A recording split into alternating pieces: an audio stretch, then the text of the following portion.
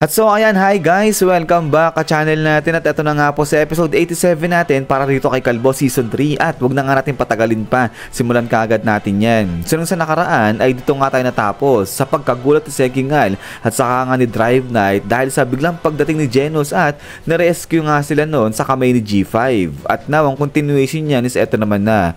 Balik muna dito sa side nila Waganma at eto nga, itinatakas na siya dyan ni Futoshi at hinga-hinga talagang hinihingal na dyan. Ito si Futoshi. Pero mapapansin nga rito na si Taba pumayat na nga. So kaya nga nag-aalala. Ito si Waganma. Sabi niya nga rito kay Futoshi, kamusta na? Ito si Futoshi kasi nga bigla siya naging skinny. At ito nga tanong pa ni Waganma, kamusta na yung lagay nung tiyan niya? Kasi di ba kinalmot siya ni Nian at ito nga yan may sugat dito.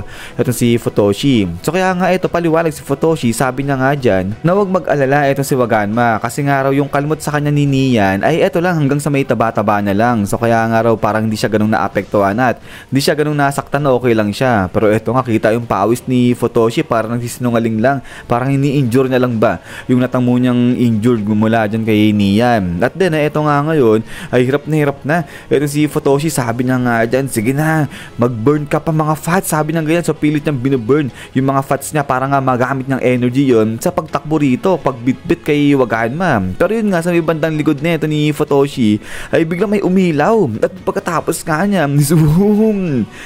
Eto nga, biglang dating yan si Genos at eto ay nakasampa na kay Genos lahat ng support team natin kasama na. Etong si Sekingal. So eto nga, biglang hablot ngayon ni Genos. Etong si Futoshi at ayun naman si Sekingal, biglang huwa-huwa niya. Etong si Waganma. At then, eto nga ngayon, sabi ni Sekingal kay Waganma na wag bibitaw. Etong si Waganma, kumapit lang siya kasi nga magdadash sila, aalis kaagad sila sa lugar na to ng dali-dali ng sobrang bilis. So grabe dito yung itsura ni Waganma sa ni Sekingal, talagang intense na intense eh. At eto nga ngayon ay nakapwesto na. Eto sila Sekingal, si Futoshi at saka ito si Waganma dito sa may pinakitaas na ito ni Genos. So grabe, lahat ng support team nakatali dyan kay Genos at ito hala, sige takbo dyan ng pagkabilis-bilis. Eto si Genos hanggang sa makita na nga nila etong stopper na nga na to. So ito may pababa na yung stopper na nga na yan. But then eto nga ngayon biglang talon dito.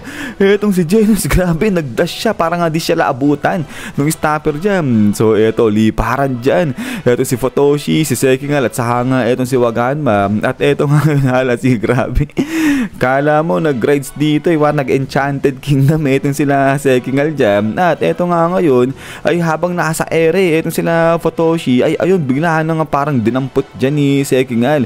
Eto si Waganma gamit itong kanyang putol na braso. At eto nga ngayon bagsak na rito etong sila Sekingal. Pero etong si Futoshi tatama na siya rito sa may stopper at then eto nga ngayon so ito bagsak dyan etong si Sekingal saka si Waganma, grabe parang aray na aray dito etong si Sekingal. Pati ito sila Needlestar nasaktan rin eh. But then eto nga ngayon biglang grenade, biglang hablot si Sekingal etong paa ni Futoshi at after nga niya is pang sa puli rito natamaan sa may ulo niya etong si Futoshi. Yun nga kasi nung stopper dyan. But then after nga niya eto nga ngayon ay naging okay na, naka-landing na dyan na maayos etong si Futoshi, si Sekingal at saka nga sila Waganma dito sa may likuran ni Genos. So ito nga sabi ni Futoshi, aba munti ka na yun sabi niya ganyan. So ito sabi ni Genos, ano kamusta na, okay lang ba sila dyan sa may itaas? At ito nga ngayon biglang sabi ni Sekingal, sige magtuloy lang si Genos dyan, wag niyang intindihin sila Sekingal, okay lang sila. Pero yun may napansin sa may gilid niya itong si Waganma at ito nga yan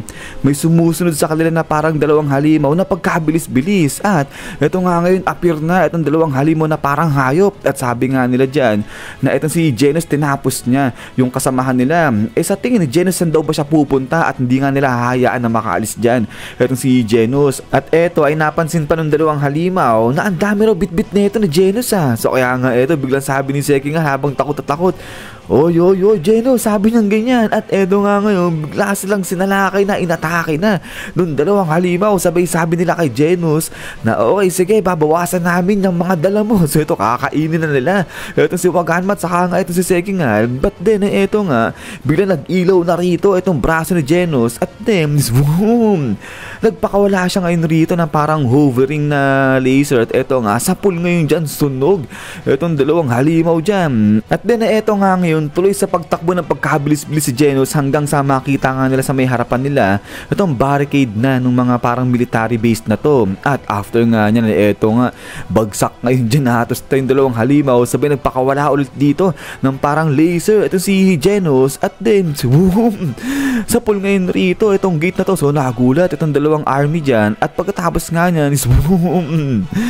Pasok ngayon sa may loob, etong si Genos, so grabe parang nag-touchdown dito. Etong si Genos at dito nga ngayon ay lapag-lapag niya. Etong support team natin, grabe, so bam bam bam, hala, sige, so bagsakan dyan etong support team natin. At eto nga ngayon, biglang sabi dito ni Genos, o paano, kamusta, okay ba ang lahat, nandito ba lahat, sabi niya ganyan. At eto nga ngayon ay talagang hingal na hingal dyan etong si Sekingal at eto si Waganma. Pero eto nga, talagang medyo malala na rin yung tama ni Futoshi. At ayun, yung mga support team natin ay talagang bagsak pa rin dyan, lahat sila mga hilo. At then ay pagkatapos nga niyan, na ito nga ngayon ay na-settle down na ngayon rito itong grupo nila Genos. So ito, nabigyan na ng first aid din itong mga support team natin, itong mga nakahiga na sila dyan. At ito yung military base na to ay parang pagmamayari din yata yan ng Hero Association, so not sure. Pero ito nga ay na-settle down na at medyo nagkaroon ng kapayapaan muna rito for a moment itong grupo nila Genos. At then ay ito nga ngayon ay biglang lapit na si Waganma rito kay Futoshi. Sabi na nga dyan, sinungaling ka, sabi mo okay ka lang, pero hindi pala. At eto nga, ang lala na kasi nung lagay nung talagang sugatan na rin dyan etong si Futoshi. Pero eto nga, ngingiti-ngiti lang etong si Futoshi. So kudos para kay Futoshi, yan talaga isang puso ng hero. At then ay dito sa kabilang banda ay etong si Genos ay nag-i-scan pa siya kung meron pang mga kalaban na sumusunod sa kanila. At eto naman si Sekingal ay ginagamot niya na nga rin itong kanyang sarili. At so nga eto, biglang tapon-tapon niya na yung injection. At eto, na-contact niya na etong si Sitch. Sabi niya nga dyan, Sitch, ako to, si Sekingal. At dito na nga ni-report o sinabi ni Sekingal na nagtagumpay sila sa kanilang mission na iligtas ay ang si Waganma. So kasama na nila si Waganma. Pero yun nga lang, yung buong support team ay bagsak nga raw. So kaya kailangan nila ng medical team. At eto nga sinabi din ni Sekingal na si Genos, si Demon Cyborgs Genos, yung nagligtas sa kanila at yung nag-alis doon sa lugar na nga na yun. So kaya sila nakaligtas. At then eto nga ay biglang tawag-tawag ni Sekingal etong si Genos. At biglang nang hinagis itong phone. Sabi niya nga dyan, Genos, eto, gusto kong kausapin ni Sitch. At eto nga ngayon, biglang kuha-kuha ni Genos yung telepono. Sabi niya nga dyan, hello, si Genos nga to, si Demon Cyborg. At salita na ngayon si Sitch. Sabi niya nga dyan, hindi niya alam kung paano yung ginawa ni Genos, kung paano niya iniligtas yung grupo nga nito nila Sekingal, pero ganun pa man rin ay job well done. At gusto nga raw ni Sitch na iparating yung kanyang gratitude dyan kay Genos. So kaya eto, tuloy pa nga ni Sitch na humihingi siya ng tawad dito kay Genos dahil hindi raw nila sinama etong si Genos sa mission na to sa pagsugod dyan sa Master Association. At sana nga raw ay makapagpaliwanag sa kanya si Sitch later. Pero ito nga sabi ni Genos ay pag-aakselan daw ng oras itong ginagawa, itong mga sinasabi nga ni Sitch sa kanya. At ito ngayon sabi ni Genos, meron pa bang sasabihin ay ang si Sitch. So sungit ni Genos rito. At ito reply si Sitch, sabi niya nga dyan, sa totoo lang niya, kung posible,